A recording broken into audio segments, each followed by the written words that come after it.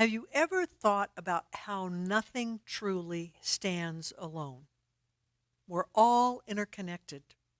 We're all interdependent upon each other. We're dependent upon nature, upon communication systems, and so much more within our lives. What are some of the things that you're dependent or interdependent on in your world or in your life with other things or other people?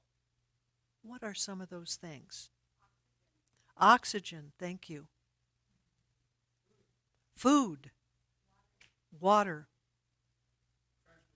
transportation, shelter, love. I didn't hear it. Children, spirit, sunshine, education. See, there's nothing that we don't stand alone on. We're interconnected with all of these things. And if you've ever been to the Rocky Mountains or the Great Lakes or New England, more than likely you have seen the beauty of aspen trees. And aspen groves, or what they are called is aspen colonies. Now, what you need to realize about an aspen is they have roots in the ground that go out about 30 feet, but they only go down about a foot. And so what transpires is off of a small root or a root, another tree starts to grow with the suckers. The suckers come up, and all of a sudden we've got one aspen tree that's right next to another aspen tree that's right next to another and to another and to another. And the aspen trees grow to be 50 to 100 feet in height. They live to approximately 150 years of age. However, I would say when the tree dies, the roots never dry. And the reason why the roots do not die is because they are so intertwined with the other roots and so interdependent upon each other. You see, the aspen grove would not stand if it wasn't for all of the aspen in that colony. Now we know too that animals are dependent upon the aspen trees for life. The beaver, for example, eats the twigs and the branches, and then it uses the larger branches to go down to the creeks and the rivers and create the dams. And of course the moose and the elk and the deer and the buffalo, they also eat off the trees. And heaven's sakes, we couldn't possibly miss out on the little woodpeckers that come along and peck the holes in the aspen trees to create their nests and to live within that nest. And also additionally, besides them, we know that the rabbits and the muskats, they eat the bark. Now, I haven't listed all the organisms that are dependent upon 150, 250, 350 trees that live in these aspen colonies. However, what we do know is man is dependent upon those groves as well as the animals are for what they provide for us. And truly, there is unity in the connectedness because that grove cannot stand alone.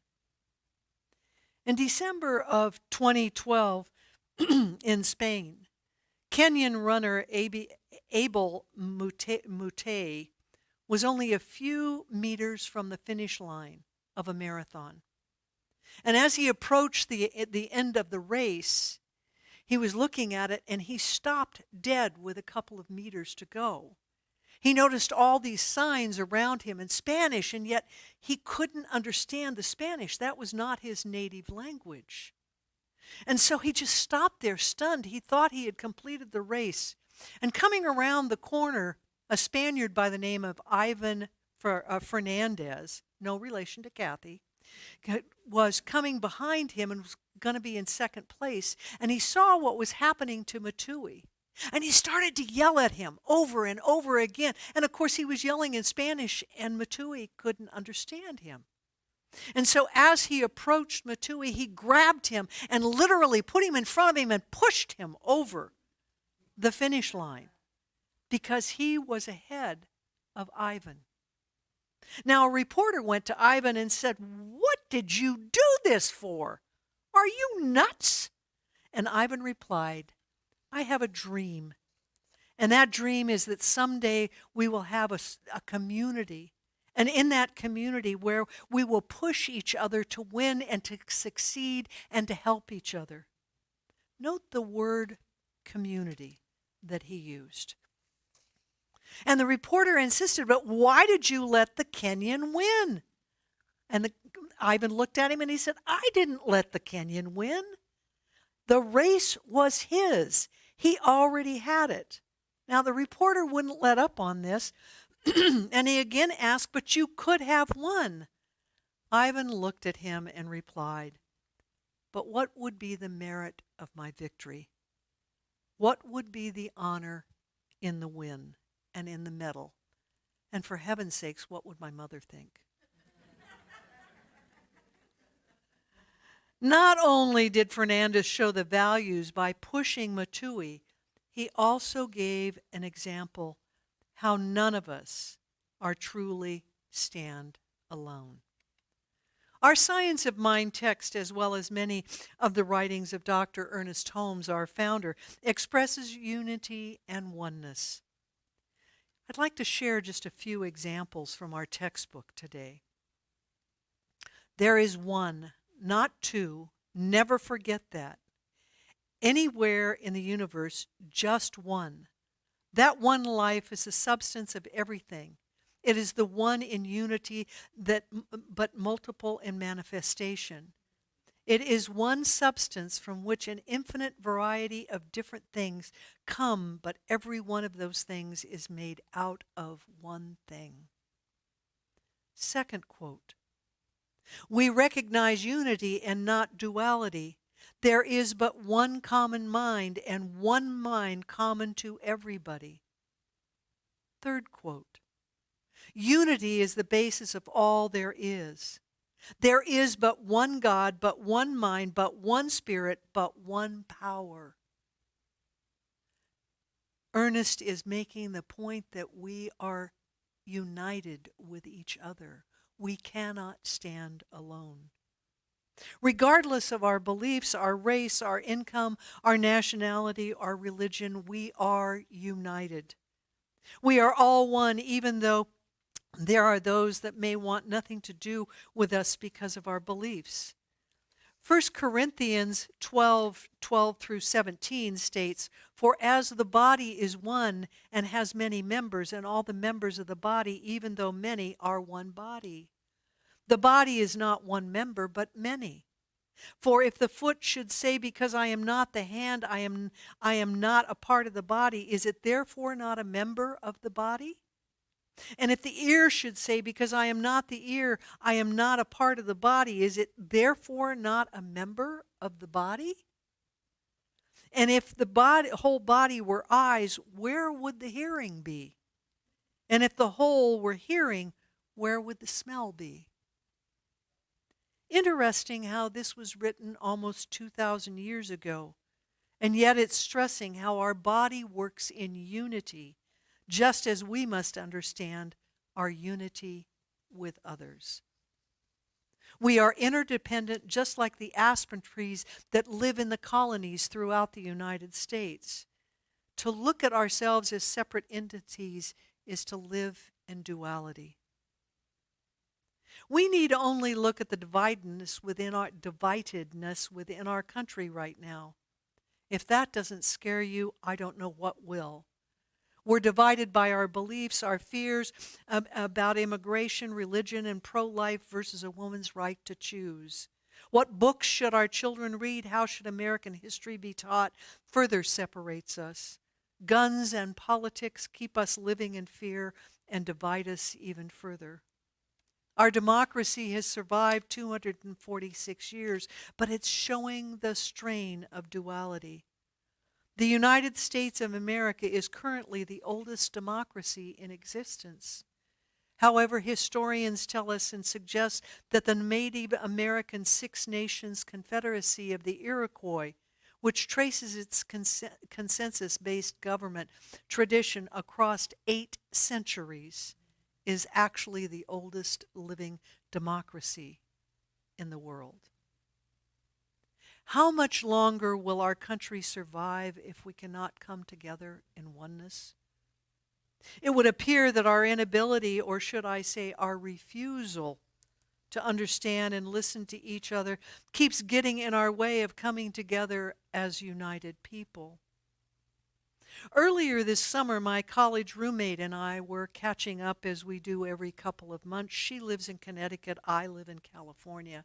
We've known each other going on 60 years, and I treasure that friendship. Joan is a conservative, while I tend to be a moderate politically. As always happens, we went from catching up with our lives and what was happening with the grandkids and the kids and what was happening to our nation. At some point in our sharing, she began to tell me a story about her mother. Joan was very close to her mom. And when they would come together to get involved in a lengthy conversation about something that was controversial, Marie would always remind Joan that she had strong feelings and opinions about something like divorce and abortion because of how she was raised as a child. You see, Marie grew up as a Catholic, and at a very young age, her parents divorced. And I doubt that any of us can imagine the pain that came to her in the 1920s as a Catholic with divorced parents. Catholics just did not get divorced back then. It was not acceptable. As a child, Marie was challenged and belittled through her school, her friendships, and in the church by the decisions that her parents had made. Remember that age-old adage, guilt by association? And so she believed that unless there were issues of abuse or something horrific in a marital relationship, you should stay together and stick it out. Marie would always give Joan, however, permission to not adopt or embrace her point of view on any given belief or value. She would, however, ask her to try and understand how she felt and why by simply listening. Marie realized these were her beliefs based on her experiences as how she grew up and when she was a child. These experiences created the foundation for her beliefs and her values. She did not expect Joan or others to share and adopt her opinions or beliefs. Marie did, however, expect to be heard and understood by others. So just how do we become like Marie with a willingness to listen, to understand that indeed we are entitled to our own opinions? How do we return to a place of love? How do we know deep inside that we need each other and indeed are connected by our oneness? I love the quote from Ephesians 4:2. With all humility and gentleness and with patience forbearing one another, we love. Endeavor to preserve the harmony of spirit in the bond of peace, that you may become one body, one spirit. Exactly what Ernest Holmes taught. So how do we get to this place of humility and gentleness and patience, as well as holding each other in love and oneness? The people we tend to like are the people who show us the respect that we think we deserve. Usually the people that we do not like are the ones we feel that they don't like us, and so we're not going to like them, and they don't respect me, so why should I respect them? Also, we tend to shy away from those who don't share our beliefs and our values. We don't feel connected to them because we are different. We are on different planes. I'd hate to tell you how many people deleted friends on their Facebook pages after the 2016 and 2020 election because of how they voted. It is time to see the good in others. It is time to bring that good to any relationship rather than just focusing on how they voted and what they believe. If we expect respect, then we must give respect. This will prompt unity and harmony within our relationships. With kindness comes gentleness. Now, Merriam-Webster's dictionary describes gentleness as meekness, as being deficient in spirit and courage. It is too often viewed as a weakness. But this is not the meaning in Greek. The Greek meaning for gentleness is the image of power under control. And when you think of being meek, think about rushing water of a river passing through the turbines at a dam. Instead of running wild and destroying the land and out of control, destroying everything within its path, it is in control, making electricity. Gentleness or meekness is power under control. People who remain calm and peaceful when surrounded by heated atmospheres do not lose their cool. Instead of blurting out their feelings and opinions in anger and frustration, they know to control themselves and to use this power to serve and to love others who are in their path. Regardless of how frustrated we become, we must find patience within.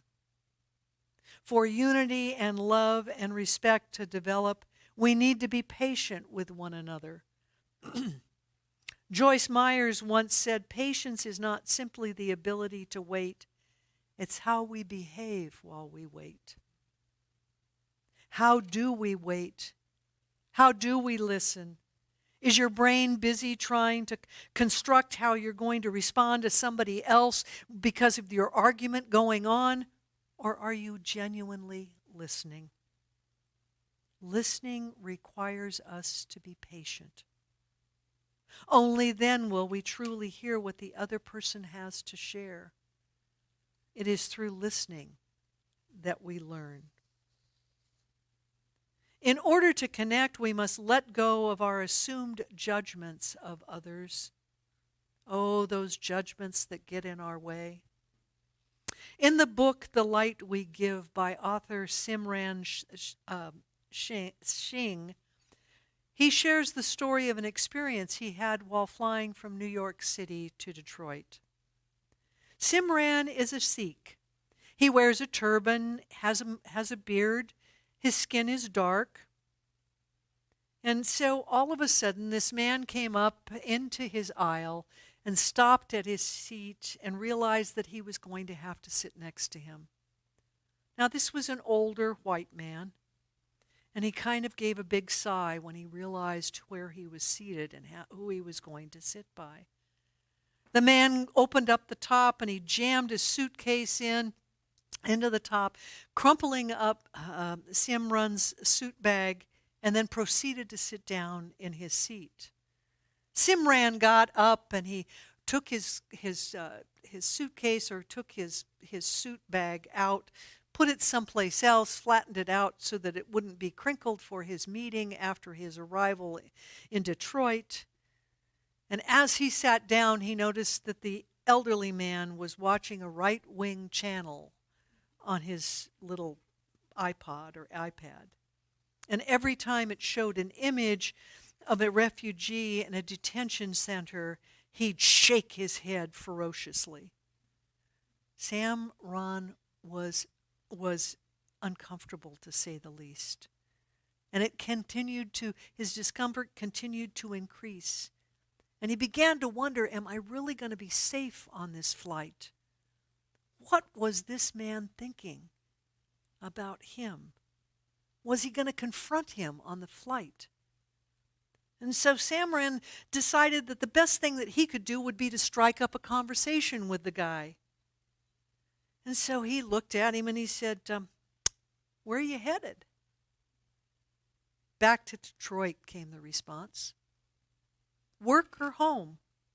"Back to home, but not to work." Samran simply nodded his head, inviting him to share more if he should choose to.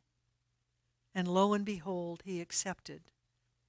And within minutes of small talk, the man had shared that he was on his way home after getting chemotherapy treatments and that he was so defeated by this thing called cancer. Sam Rand's heart just sank. The man may have had a stereotype about Sam Rand, but he also had a stereotype about the older man. They had judged each other. They had both let each other down through their judgment.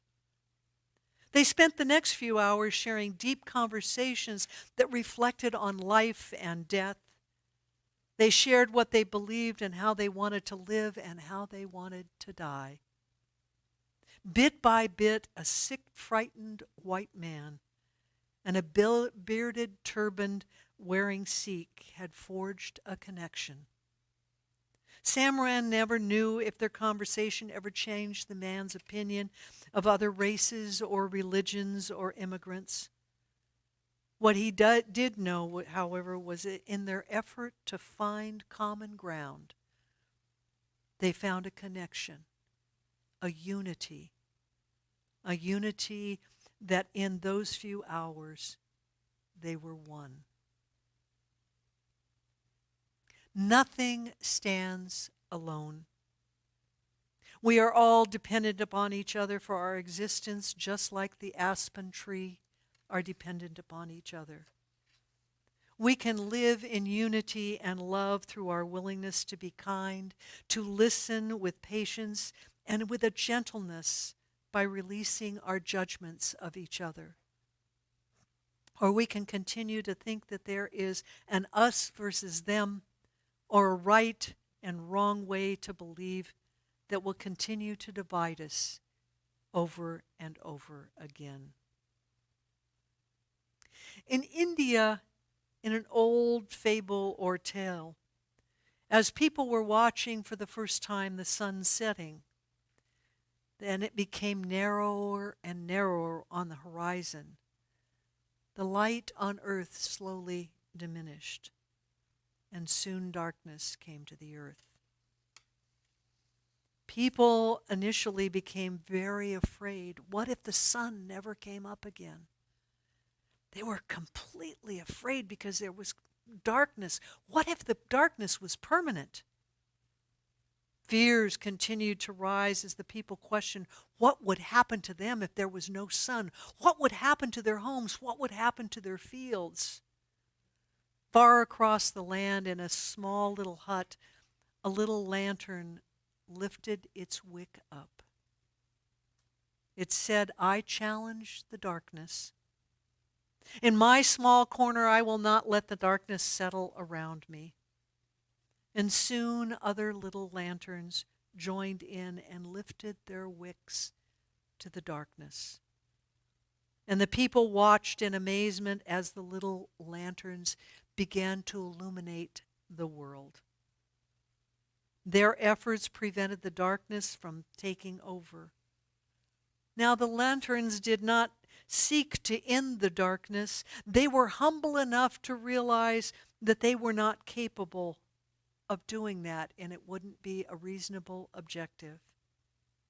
Instead, each lantern focused on what they could do individually in their small corner of the world.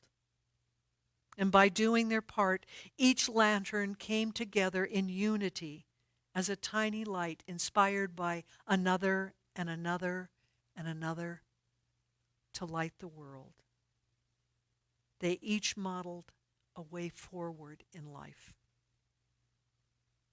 Each of us has the opportunity to be a light of unity, of love and compassion in our corner of the world. In our connection that creates unity. After all, none of us stand alone. This is the truth in my life, and this is the truth in yours. And so it is. Amen.